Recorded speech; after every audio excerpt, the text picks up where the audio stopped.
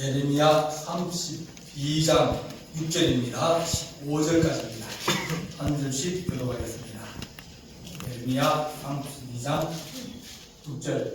예레미야가 이르되 여호와의 말씀이 내게 임하셨느니라. 이러시기를 보라, 내 수프 살룸의 아들 하나멜이 내게 와서 말하기를 너는 아나돗에 있는 내 밭을 사라. 이 기업을 물을 권리가 내게 있느니라 하리라 하시더니, 여호와의 말씀과 같이 나의 숙부의 아들 하나멜이 시대 뜰안 나에게 와서 이르되 청하노니 너는 베냐민 땅 아나솥에 있는 나의 밭을 사라. 기업의 상속권이 내게 있고 물을 권리가 네게 있으니 이를 너를 위하여 사라 하는지라. 내가 이것이 여호와의 말씀인 줄 알았으므로 내 숙부의 아들 하나멜의 아나돗에 있는 밭을 사는데 은 17세겔을 달아주되, 정수를 써서 봉인하고 정인을 세우고 오늘 저울에 달아주고 법과 규례대로 봉인하고 봉인하지 아니한 매매 증서를 내가 가지고 나의 숙부의 아들 하나멜과 매매 정수에 인친 정인들 앞과 시위대 뜰에 앉아 있는 유다 모든 사람 앞에서 그 매매 정수를 마세야의 손자 네리야의 아들 바룩에게 붙이며 그들이 앞에서 바룩에게 명령하여 이르되, 만군의 여호와 하나님의 이스라엘의 하나님께서 이와 같이 말씀하시기를 너는 이 정서 곧 봉인하고 봉인하지 않은 매매 정세를 가지고 토기에 담아 오랫동안 보존하게 하라. 만군의 여호와 이스라엘의 하나님께서 이와 같이 말씀하시니라. 사람이 이 땅에서 집과 밭과 포도원을 지사게 되리라 하셨다니라. 아멘. 사랑의 하나님 아버지, 하나님께서 예레미야와 이사야와 그리고 에스겔 선지자 다니엘 하나님의 거룩한 종들을 통하여서 예언하시며 말씀하시며 주의 때와 주의 일을 위하여 준비하게 하셨사오니 하나님 아버지, 주의 말씀의 뜻이 무엇인지 우리가 구별하고 분별하여서 주의 때에 우리가 하나님 아버지 주의 뜻을 분별하며 또 주를 위해 헌신할 수 있는 거룩한 은혜와 은총이 우리 안에 넘치기를 원합니다.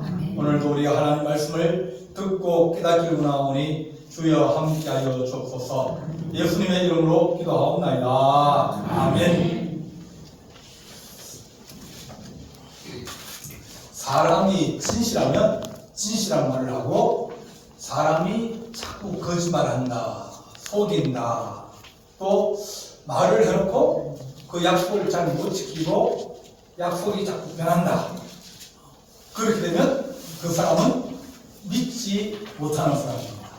말을 해놓고 한 며칠 가면 또 불리해지면 말이 또 바뀌어버리고, 아 그거 아니야, 그렇게 얘기 안 했어, 그렇게 얘기한다든지 자꾸 말이 틀리고 바꾸고 그러면 신뢰가 떨어져버려요.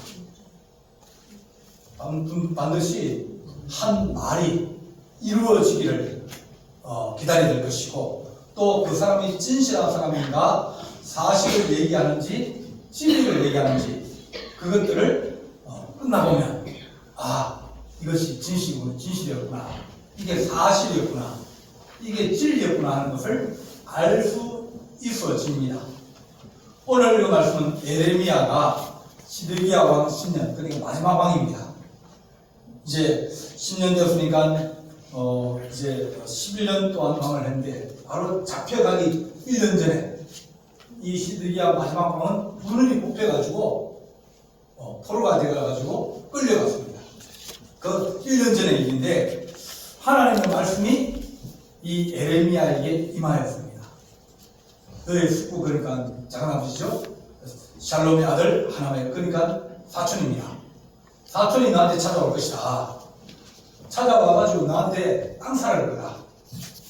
내 밭을 사라. 그렇게 얘기할 때 너는 그 땅을 사라. 사람들이 말하기를 땅을 이제 사라 그러면 이 예레미야가 땅을 살 것인지 안 살 것인지. 예레미야는 말하기를 전쟁이 일어날 것이다. 지금 막 일부는 잡혀 벌써 몇 번 포로로 끌려갔어요. 포로로 끌려가고 죽기도 하고 1차 끌려가고 2차 끌려가고 이제 시드기야 마지막 왕이 이제 1년 후면 그도 이제 두 눈이 뽑혀가면서 나라의 성이 다 무너져 버리고 완전히 망하는데 그런데 그걸 알고 있는 사람이면 그러면 땅을 사겠습니까? 안 사죠. 나라가 망해버리고 그러는데 무슨 땅을 삽니까? 예레미야는 말하기를 하나님이 지금 망하게 하시지만 반드시 돌아올 것이다.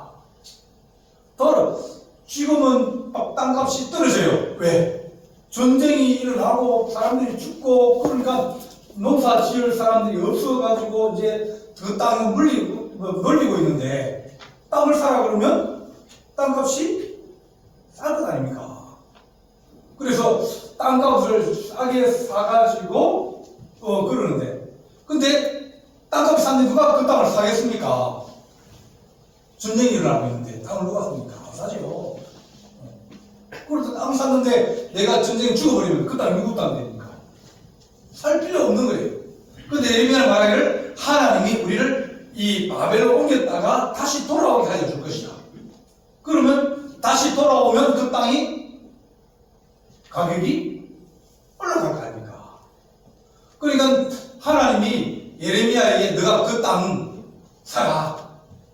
그 사람들은 너가 이제 감옥에 갇혀 있으니까 너에게 그 돈을 빼앗아 가려고 와서 네가 우리 집안에 이제 내 땅을 팔면 네가 살 사람이다. 왜냐하면 이스라엘은 땅을 보존합니다. 뭐 이제 네팔 같은 그런 나라도 외국인이 땅을 못 삽니다. 외국인들이 땅 살 수 있다 그러면 그 중국 사람이나 돈 많은 사람 와가지고 땅 다 사버리면 그러면 네팔 사람이 땅을 사라 그러니까 땅값 올라가 버리는 거예요. 그리고 그 땅을 전부 외국인이 다 가져가 버리는 거예요. 우리나라도 제주도 땅이 중국 사람들이 많이 샀어요. 중국 사람들이 자기 집을 짓고 거기에 살기도 하고 중국 들어왔다 나왔다 하면서 이제 제주도가 투자를 유치하려고 하면서 중국 사람에게 영주권을 주고 땅을 이제 많이 사고 투자하면 그걸 준 거예요. 그러니까 우리나라 사람들은 왜 우리나라 땅을 외국인에 팔아먹느냐 그렇게 얘기를 합니다. 이 유대 땅도 마찬가지로 그 지파들이 있습니다. 그 시족 사이가 있습니다. 여기는 유다 지파, 여기는 이사갈 지파, 여기는 베냐민 지파. 그러면 그 집안 사람끼리만 땅을 매매하게 돼 있어요. 다른 지파의 사람을 땅을 매매해버리면 그러면 가난한 사람은 계속 땅을 팔아야 되기 때문에 나중에는 자기 사람들이 농사 지을 땅이 없어져 버린 거예요. 다른 부자들이 다 사가버리면. 그래서 하나님께서 다른 사람이 못 사게끔 여기 땅은 요 사람 안에서만 팔고 사고 해라. 그리고 팔고 사고 했다가 이제 49년, 50년, 10년 되면 원래 주인의 땅을 다시 돌려주라. 그러니까 성경에서 땅은 공용제입니다. 중국은 땅이 거의 이제 사람들이 못 가집니다. 다 국가 땅이에요. 중국은. 그 이용권만 사는 50년 정도. 그리고 내가 지금 집을 샀다. 그러면 땅을 산 게 아니라 뭘 샀냐면 이용권만 사는 거예요. 50년 지나면 다시 국가하고 다시 재계약을 해야 됩니다. 그러니까 땅은 못 가지는 거예요.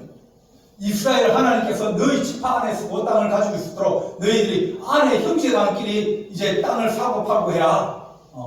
그러고 난 다음 나중에 또 한 50년 지나면 그때는 다시 돌려주라.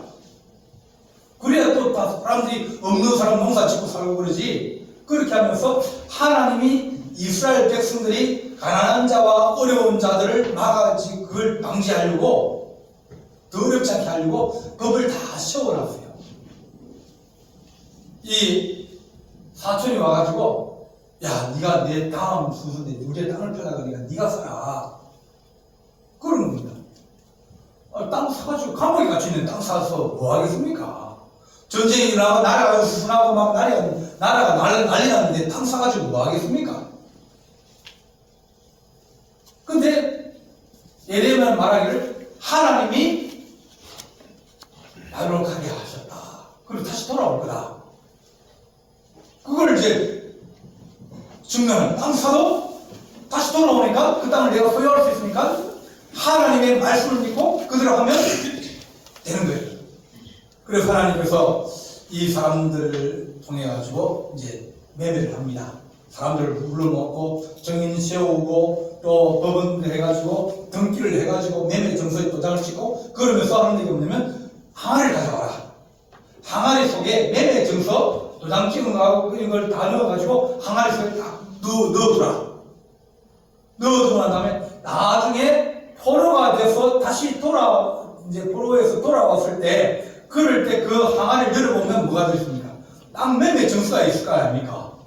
예레미야 다시 돌아오게 된다. 하나님이 우리를 70년 전에 돌아오게 하니까 낙심하지 마라. 우리가 망하는 게 아니다. 우리가 없어지는 게 아니다. 하나님이 잠시 우리를 징계하시고 우리를 정결케 하시고 우리를 온전하게 하시려고 잠깐 환난과 고난 가운데 우리를 집어넣었다. 고난의 풀무풀 속에 집어넣었다. 그 얘기를 했거든요. 70년에 그 땅을 파서 보니까 그 안에 그런 증사들이 있습니다. 에레미야가 그 당시에 한 말이 맞았구나. 그걸 증명하게 되는 이 소중한 도구가 되어지는 거예요. 에레미야는 사람들이 말하면 에레미야 적은 내용거가 나라를 지키고 나라를 보호하고 그러는데 우리가 바벨론에 항복하자, 바벨론에게 우리가 가자, 그렇게 말하고 있으면 저 사람은 우리나라가 망하기를 좋아하는 사람이네? 저 사람은 왕이 포로로 끌려가기를 원하는 사람이네? 전쟁을 일어나는 그것을 그냥 받아들여 그러네? 싸워 수익이야지. 대항해 수익이야지. 근데 예레미야는 그게 하나님 뜻이 아니다. 하나님이 바벨론의 큰 강대국을 일으켜가지고 우리를 씻시는데 우리가 거기에 대항하면 바벨론에게 대항하는 것이 아니라 하나님께 대항하는 거냐. 하나님이 우리를 징계하시고 우리를 심판하시고 우리를 깨끗하게 하시려고 환난 가운데 집어넣는데 그거 싫다 그러고 뛰쳐나와버리면 그러면 우리 어떻게 새로워질 수 있겠느냐. 예레미야가 한 말이 이것이 진실이었다. 하나님의 뜻이었다. 이걸 증명하려고 항아리 속에 그것을 보존하게 하겠습니다. 요즘 이제 많은 이단들이 막힘이 나지 않습니까? 이단들은 다 어디에 다 전부 다 그러냐면 전부 거의 90%는 다 돈에 걸려요. 재산을 다 팔아가지고 들어와서 통일교도 집단적으로 살고 그 다음에 박태선도 집단적으로 살고 다 그렇게 재산을 다 팔아가지고 들어와서 그 속에 같이 삽니다. 사는데 예수님 오시다 그랬는데 예수님이 안 오시는 거예요. 이만희도 마찬가지로 예수님이 80년 며칠 온다고 기다렸는데 사람들이 기다렸는데 안 왔거든요. 그걸 뭐라 그러면 좀 연기됐다고 내년이라고 또 내년 또 연기하는 거예요. 한 분은 그런 얘기 들었습니다. 이단한테서 저희 서울 이제 신학대학이 부천에 있거든요. 역곡에 거기에 부천하고 역곡 사이에 이 박태순 전두관 총본부가 거기 있습니다. 그러면서 이제 이단들이 많아요. 막을 거래요. 그 하는 소리가 뭐냐면 우리 주님이 오시다가 시간이 안 돼가지고 역곡에 내려가지고 있다는 거예요. 지하실에 이슬 성신 내린다 그러면서 실제로 막 못 뿌려요 이렇게. 근데 사람들이 그가 한 번 거짓말 시키고 두 번 거짓말 시키고 그래도 뭡니까? 그걸 못 깨닫는 거예요. 이장님 목사가 남이순교회라고 있습니다. 그 당시에 사람들이 이제 막 어려울 때 그럴 때니까 이제 예수님 오신다 그랬습니다. 예수님 오신다 그랬는데 근데 사람들이 예수님 오시면 나는 어디 갑니까? 천국 가죠. 천국 가니까 지금 가지고 있는 땅, 재산 이게 필요 있습니까? 없습니까? 필요 없죠? 필요 없고 어떻게 됩니까? 헌금을 해야죠. 네. 헌금하는데, 근데 그 이장님 목사님은, 그분은 그 돈을 다 헌금해가지고 다 자기는 주식 주자는 거예요.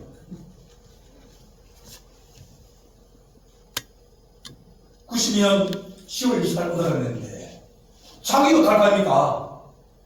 자기는 아무나 알고 있으니까 주식, 그 돈을 다 받아가 주식 투자하는 거예요.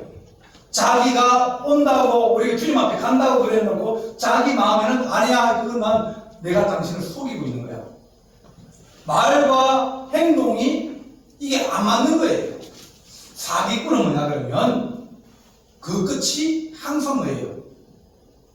자, 이놈한테 잘해줍니다. 이제 뭘 또 사주고, 또 도와주고, 막 그럽니다. 잘해주는 이유가 뭘까요?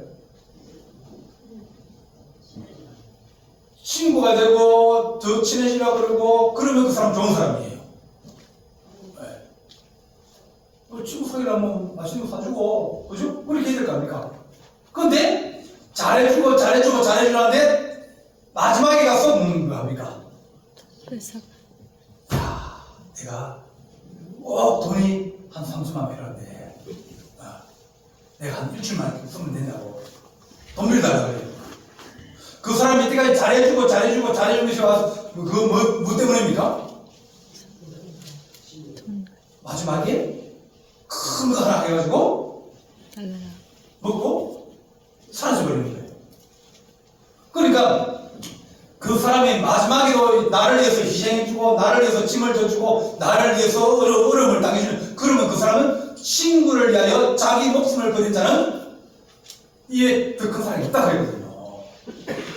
속이기 위한 게 아니잖아요. 내가 잘해주는데 마지막에 자기 목숨까지 버리고, 자기 재산까지 내가지고 도와주고, 뭐 이렇게 해주면 그 사람은 뭐예요? 진실로 사랑한 사람이에요. 근데 마지막에 돈 빌려달라? 뭐야 하자? 그러면서 그 사람이 내게 너무나 큰 것을 요구할 때는 거예요. 다시 한번 깊게 생각해 봐야 된다. 왜? 이때까지 잘해준 게 뭐 때문이라고요? 큰 거 한 방 해가지고, 왜? 우리에게 피해를 입히고 도망가기. 친구는 뭐예요? 도와주고 희생하고 함께 해주고, 그런 사람 친구라면, 그러면 그런 친구들은 계속 같이 친구가 되어지고 또 이웃이 될 수 있는 거예요. 만약 그렇지 않고 다른 뜻을 가지고, 다른 목적을 가지고 나를 이용한다든지 내 것을 탐을 내든지, 그러면 그 사람은 이 뜻이 다른 뜻을 가지고 있는 거예요. 요한복음에서 그러냐면, 바리새인은 니네들은 뭐예요? 그 시합이다. 마귀에서 났다. 그 시합은 사기꾼이라는 얘기예요. 마귀는 사기치는 거예요. 우리 병을 낫게 해줄게, 뭐 잘해줄게, 그러지만 나중에 뭐예요? 우리 생명을 빼앗아가고, 우리 재산을 빼앗아가고, 축복을 준다고 해서 축복 주냐, 오히려 더 우리를 힘들게 해버리고, 그러면 그것은 뭡니까? 사기꾼이에요. 그것이, 마귀는 거짓말장이다. 이게 성경이 말하는 대표적인 겁니다.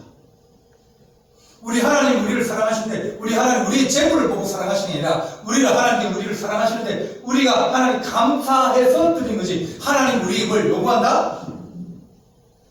그러면 우리는 깊이 한번 다시 말해봐야 됩니다. 하나님 우리 자원하지, 그렇지 않고 막 억지로 떠맡기고 그래가지고 막, 그런데 불구하고 그게 하나님의 뜻으로 내가 해야 되겠다, 희생해야 되겠다. 그러면 그 절차들이 깨끗해야 됩니다. 내가 만약에 여러분에게 하면 기도해 보니까 하나님께서 교회를 하나 세우라 그러는데, 검사님 한 5천만 원만 헌금을 해가지고 누구한테 달라고요? 나한테 달라고 그러면 그건 뭐예요? 모르죠?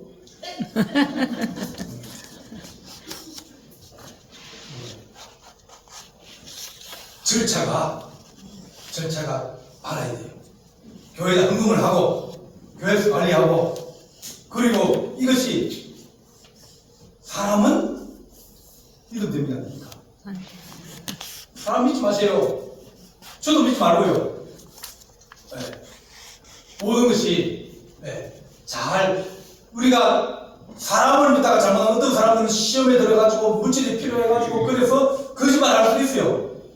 내가 너무 급해가지고 돈을 빌리면 그러면 뭐합니까? 꾀를 내고 술을 쓰고 거짓말하고 그럴 수 있는 그런 충분한 가능성을 가진 것이 사람이에요. 내가 어려운 사정을 얘기하고 아니 공사님 내가 이렇게 해서 지금 내가 너무 어려운데 내가 돈을 구할 데가 없습니다. 좀 빌려주십시오. 그러고 난 다음에 내가 못 갚는다 얘기하고 내가 이런 어려운 사정이 있다고 얘기했는데 그러니까 여러분들이 도와줄 수 있는 여러분이 다른 이웃이라도 그렇게 도와줄 수 있는데 그렇게 내가 그런 마음이 있다 그러면 사정 아니까 내가 어제 갚겠다고 얘기를 안 하고 생기면 갚겠다고 그런 거예요. 그러면 도와주는 심시고 그럴 수도 있어요. 하지만 그 모든 것이 절차가 바르면 결과가 안전한 거예요. 오늘 그 말씀에 이 예레미야에 하신 말씀은 너가 지금 말하고 있고 너가 지금 하나님께서 이렇게 바벨론을 일으켜가지고 우리를 고난 가운데 빠뜨리고 우리를 정결케 하고 하나님 더 큰 은혜를 체험하게 하고 경험하게 하려고 우리를 바벨론 보낸다. 이것이 사실인 것을 그 사람에게 증명해 주라. 다시 돌아오면 너가 땅 사도 문제없을 거 아니냐. 70년 후에 그 사람들이 이것을 다시 캐내줬을 때 봤을 때 아이고 그때 이 예레미야의 말씀이 하나님의 말씀이었구나. 소리 할 수 있다는 거예요. 우리 주님께서 내가 십자가에 못 박혀 돌아가셔야 된다 얘기할 때 사람들이 말했습니까? 안 된다 그랬거든요. 근데 우리 주님은 뭡니다. 내가 하나님이 우리를 사랑하사 아들을 독신으로 보내주시고 우리를 위해서 십자가에 못 박혀 돌아가시는 것이 아버지의 뜻이고 계획이라고 했어요. 우리 예수님은 우리 하나님은 우리에게 더 좋은 것을 주려고 그러고 사랑하려고 그러고 끝까지 우리를 도와주려 하는 것이 우리의 것을 빼앗아가고 우리를 가난하게 만들고 우리를 고난 가운데 있게 하려고 하는 게 아니라 고난도 잠시 고난이면서 우리를 새롭게 하고 정결하게 하고 깨끗하게 해서 다시 거듭나게 하시고 하나님의 은혜와 하나님의 축복을 주려는 것이 아버지 마음이에요. 빼앗아가고 그러면 그겁니다. 마귀예요. 사람도 마찬가지로 내게 뭔가 유익하게 하려고 바른 말 해도 어떤 그 사람들은 그 사람 미워서 하는 사람이 있는가 하면 그 사람은 그러면 그런 비난 등재하는 마귀입니다. 그냥 사랑하고 안타깝고 그런 마음을 가지고는 그러면 그 사람이 좋은 뜻과 좋은 계획과 좋은 의도를 가지고 있으면서 그런 것을 가지고 있으면 그러면 우리는 내가 좀 쓰고 힘들고 그러더라도 이해하고 용납하고 받아들이다 보면 그러면 저 사람이 나를 사랑하시는구나, 나를 사랑하는구나 그걸 알 수가 있습니다. 우리 주님은 우리에게 내가 너에게 금을 요구하냐 은을 요구하냐 다윗이 하나님 앞에 성전을 내가 치고 싶다 그럴 때 내가 찍었다고 내가 너한테 한번 얘기한 적이 없냐. 너희들이 나를 그 조그만 그 집안에 넣고 방금 처막 속에 넣어도 내가 한 번이라도 불편하다 얘기하느냐. 어떻게 하든지 내가 너희를 사랑하고 너희를 주려고 그러고 너희에게 도와주려고 하고 너희를 부하게 하려고 하고 또 하나님의 거룩한 소문과 인기로 자라가게 하려는 것이 하나님의 뜻이다. 그렇게 말씀합니다. 하나님은 우리를 사랑하세요. 하나님 우리를 축복해 주시기 원하시고 하나님이 우리의 성품과 우리 인격이 더 좋아지기를 원하십니다. 좋은 것 주시기 원하시는 하나님, 선한 것 주시기 원하시는 하나님, 그분이 우리 좋으신 우리 하나님입니다. 그 하나님 말씀이 예수님 독생자 아들을 아끼지 아니하고 주신 것까지 사랑하신 그것이 하나님의 사랑을 증거하는 겁니다. 이 예레미야도 네가 감옥에 갇히는데 이 사촌에 와서 땅 사라 그러면 사람들이 시시하기를 야저 감옥에 갇히면 저 어찌 죽을지 모르는데 땅 사서 나겠느냐. 저 하나멜이 저 예레미야 돈이 탐이 나가지고 돈 뺏어가려고 그런 거 다 알거든요. 그럼에도 불구하고 하나님이 예레미야에게 감사하라. 그래가지고 돈 17세겔 지금으로 얘기하면 돈 10만 원 정도 됩니다. 그것을 주고 정수를 쓰고 그것을 이제 땅속에 항아리 속에 넣어서 나중에 그것을 읽어볼 때 하나님 우리 그렇게 말씀하시고 또 말씀하시고 말씀하시는 불구하고 우리 하나님의 뜻을 우리가 잘 깨닫지 못해서 하나님의 뜻을 알지 못해서 하나님께 반대하고 하나님의 뜻에 우리가 정하고 하나님의 뜻을 우리가 어기고 그렇게 우리가 죄를 가지고 살아왔구나 하는 것을 그들이 깨닫게 하라. 그것이 이 예레미야에게 주신 하나님의 말씀입니다. 하나님 우리가 악한 자에 속지 않게 하시고 하나님 우리가 선한 자를 우리가 사랑하게 하시고 고난당하고 끝까지 우리가 사랑할 수 있는 하나님의 거룩한 사랑이 우리 성도들에게 있기를 간절히 바랍니다. 기도하시겠습니다. 사랑의 하나님 아버지, 앞과 뒤가 다르고 속과 끝이 다르며 또한 하나님 어제의 말과 오늘 말이 다른 것이 아니라 하나님 한결같아지기를 원합니다. 예레미야가 40년 동안 하나님 아버지께서 하신 말씀이 한결같고 끝까지 우리 하나님께서 이 이스라엘 민족을 사랑하시며 또한 끝까지 하나님 아버지 고난 가운데서 건져주시며 또한 고난 가운데서 그들을 하나님 바벨론에서 다니엘 때의 은혜를 통하여서 강건하여지고 또한 하나님 에스더를 통해서 그들이 죽음 가운데 구원받는 하나님의 큰 사랑을 알게 되오니 주님 우리가 하나님이 우리를 사랑하시는 사실에 우리가 깊이 깨닫고 하나님 의지하며 살아가는 주의 백성 되게 하여 주옵소서. 우리 주님께서 함께할 줄 사오고 예수님의 이름으로 기도하옵나이다. 아멘. 찬송가 500